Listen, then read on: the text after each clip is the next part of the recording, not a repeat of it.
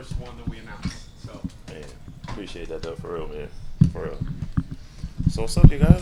It's been a long time since I haven't been in here, but since we've been on campus talking to y'all, what's up? How y'all doing? Like to get that award.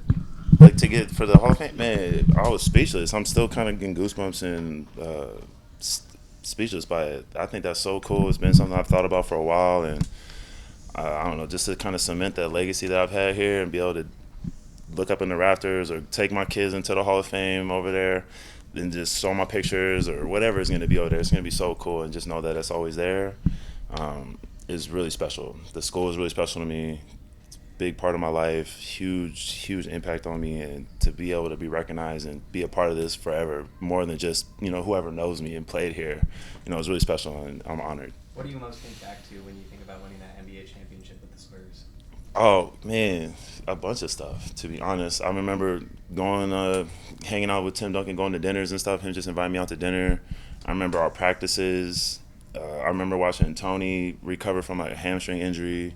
I remember us joking about winning, having like three 10-plus game winning streaks or something. Like, it was just wild. Then having meetings talking about Coach Pop being too hard on us, having to calm him down, but just seeing everybody kind of own up to it and kind of buy in and commit, and Pop backed off. And next thing you know, we're on a roll for the whole season. We look at the playoffs, we're the top team in the whole league.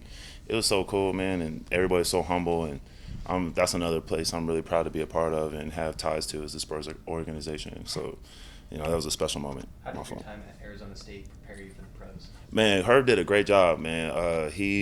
The way he taught, the way he encouraged me, the way he taught me how to be a leader, definitely helped me transition into the NBA and like learning my role and not just being an athlete. Like, I had to think and learn offense and learn how to score within offense and have a high IQ. And Coach Sende really helped with that. My time here definitely prepared me for that.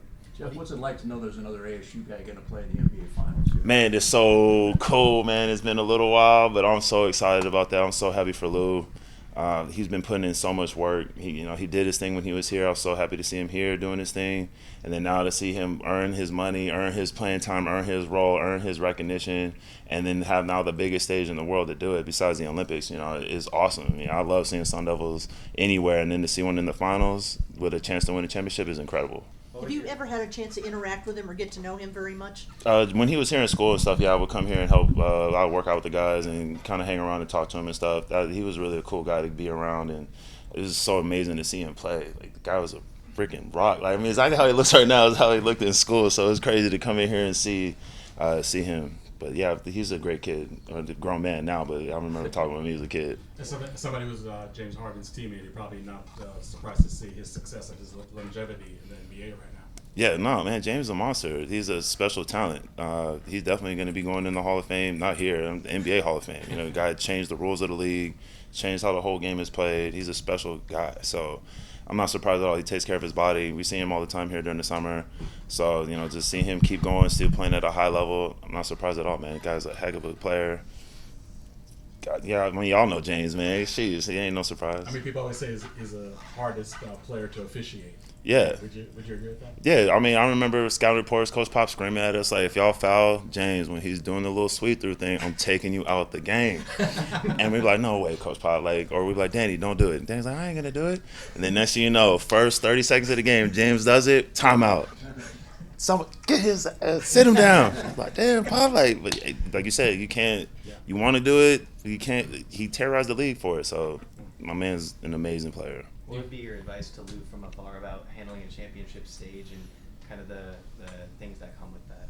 I mean, I've only been on one, so it's not like I got mad years and experiences doing it. It would just be enjoy the moment, man. Like, don't think too much. Just have fun with your teammates. They're like your best friends right now. So enjoy the moment, experience it all, take it in, and then just have fun. Trust all the work y'all put in all season, all the ups, the downs, the trials, the tribulations, and trust it, and just have fun. Enjoy the moment, man, because you might not get another one, or you might get a whole bunch, but whatever it is, you only get this one.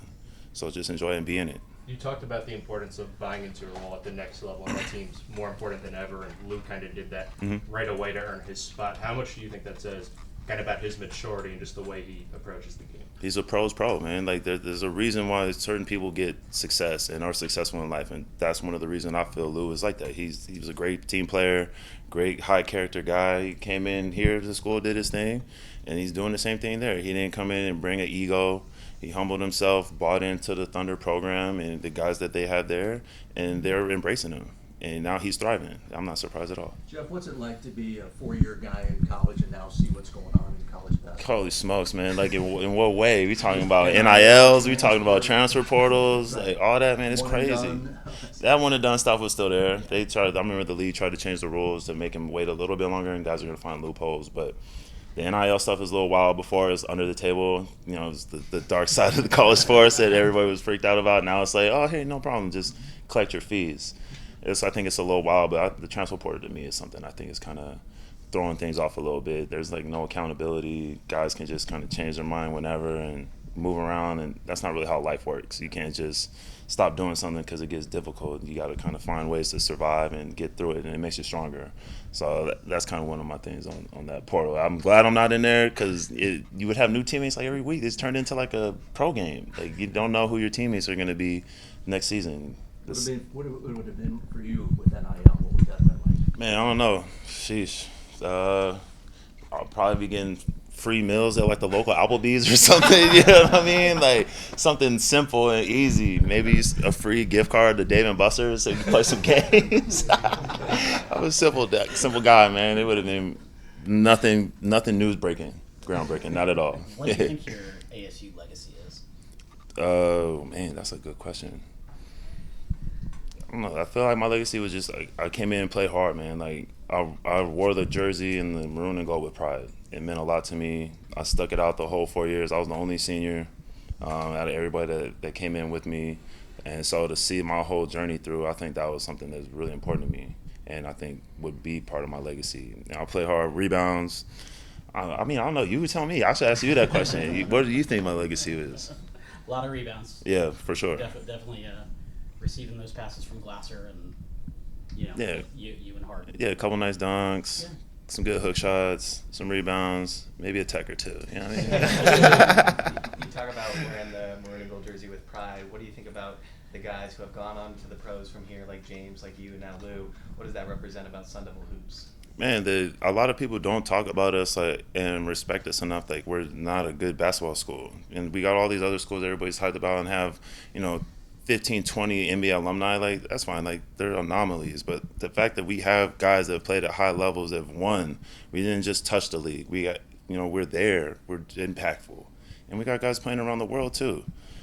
Z's doing this thing in Japan. Like, we got guys all over the place. You guys seen Ike walking around. Ike's been playing for like 40 years. You know what I mean? So it's like I think we're underrated as a program. But, I mean, that's how we move. Like, we're used to being underrated and slept on. That's why when we are successful, everybody else is surprised but us. What's your favorite memory with James?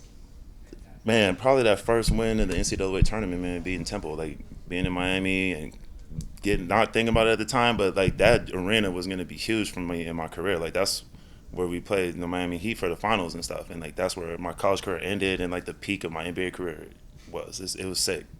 It was pretty cool. Yeah, speaking of overseas, you played in China and Mexico. What are the main differences in playing overseas versus playing here? Like, did you have to adjust to anything in regards to your play style? Oh, I mean, once I got overseas, I had to go from being more like the support team guy to like really having to be the man. So that was fun.